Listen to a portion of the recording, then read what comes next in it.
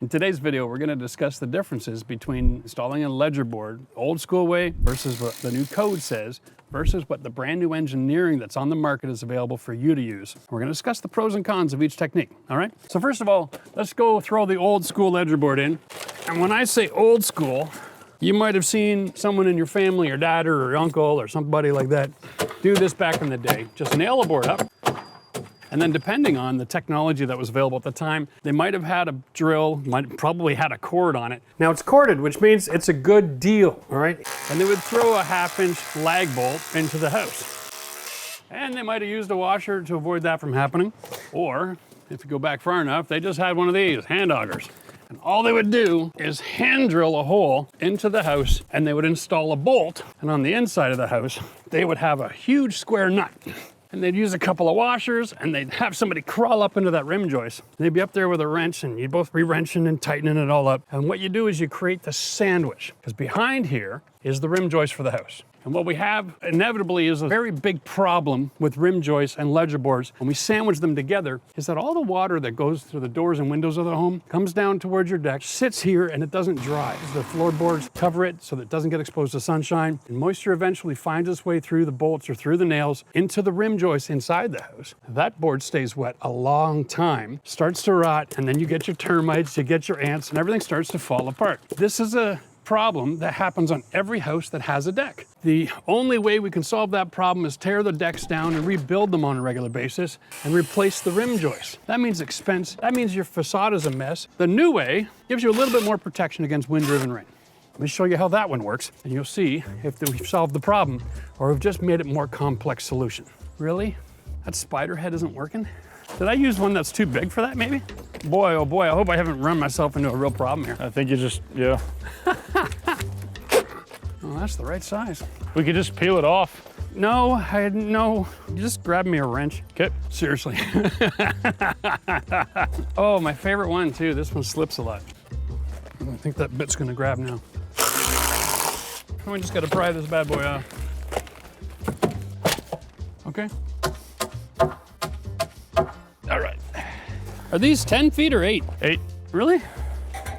10 feet. I was just gonna say. Whoops. It looks like 10 feet to me. I'm gonna cut them down to 8, okay? And then I need proper nails.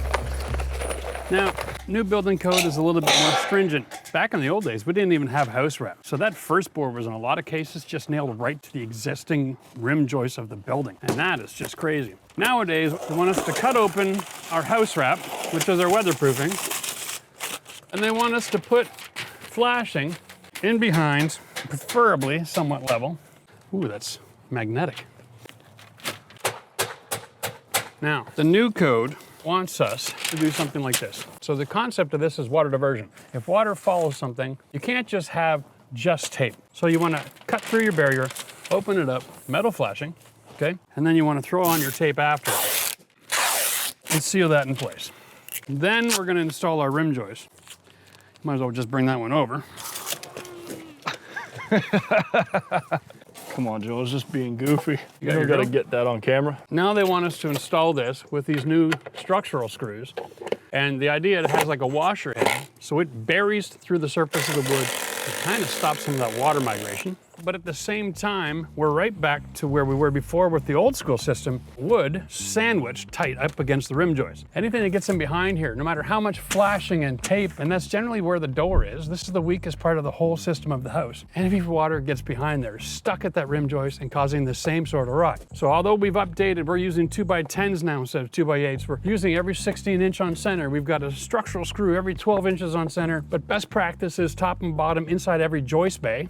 Okay, so that they can be seen when you get inspected. And what they want to do is they want to live in a world that says, well, the rain only comes from outside. That's the only source of moisture. Now they want us to build this whole elaborate flashing system. Again, we're back to hammer and nails. Another penetration through the weather barrier. And you lift this out of the way to put your joist flush. Like, you see the problems here? And then what they want you to do is cut through that weather barrier again and overlap it. But here we've got a door in the way, so that's not gonna work, right? And then they want you to come back after you've done your overlapping and your shingle work and throw another piece of tape on here. This works, relatively speaking, because the pressure-treated lumber generally is going to get you about 50 years out of it, okay? By doing this, you divert all the water, and I've done a video in the past showing people how to divert the water, and it's generally effective. But it doesn't solve the problem about all the penetrations and what happens if wind is going up through your soffit and behind your weather barrier. What happens if you have brick house and you want to put a deck on? They don't have a solution for that. I've talked to my engineer, and he's always been dumbfounded. You know, we've got beautiful brick homes we're putting on decks, and they're literally drilling holes through the ledger board, through the brick, and then they're putting huge bolts in there to attach to the rim joist behind. And they have the same problem. Now they've got a moisture sandwich. Water's following the screws into the rim's rotting, the bugs come, and your house starts to collapse. This particular house is built in 1974, and there's so much moisture in here that the floor joist started to curl and under the pressure because they were starting to rot. That's holding up your house. So it needed a lot of extra help. Now, this looks great. And if you see anybody doing a video, they're gonna say that's the way the pros do it now, but the pros are out of touch. I'm gonna show you what new modern science has got available for us and what we're gonna do on this home, because it's gonna blow your mind.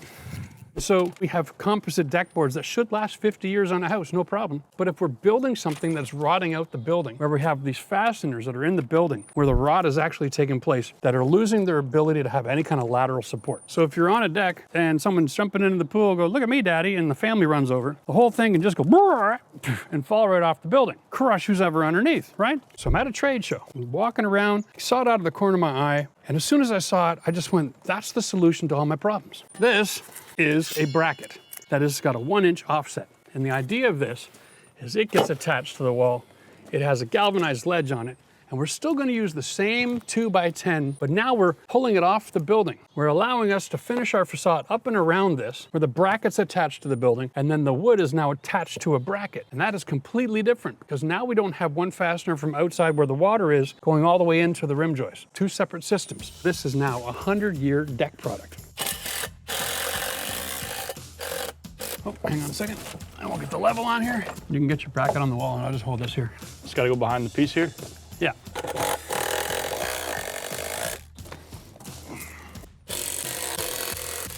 Grab a knife and give me like an 8-inch piece or a 12-inch piece or something, okay? Okay. And don't tear the backing off. Pull it from the middle of the coil. Don't take the packaging, it's just like sandpaper. So when you buy sandpaper in a big roll, if you just take it from inside and then cut it, Right. the packaging keeps it in a coil. If you cut the packaging, it just goes everywhere. Oh, I gotcha. See, now you can put the coil back and it stays together. You're thinking. Hi, I've got a couple of tricks. For the first time in history, we have a bracket that has got engineered screws, tested and code compliant. This meets the International Building Code. We can cover it with butyl tape. Let's get that back on. It's part of the engineering system that we're going to use to attach to the block.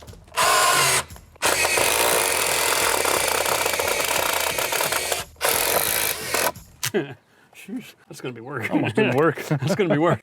I want to pre-drill them holes, I'm saying. I want to pre-drill them holes. I want to pre-drill them holes. Okay. All right.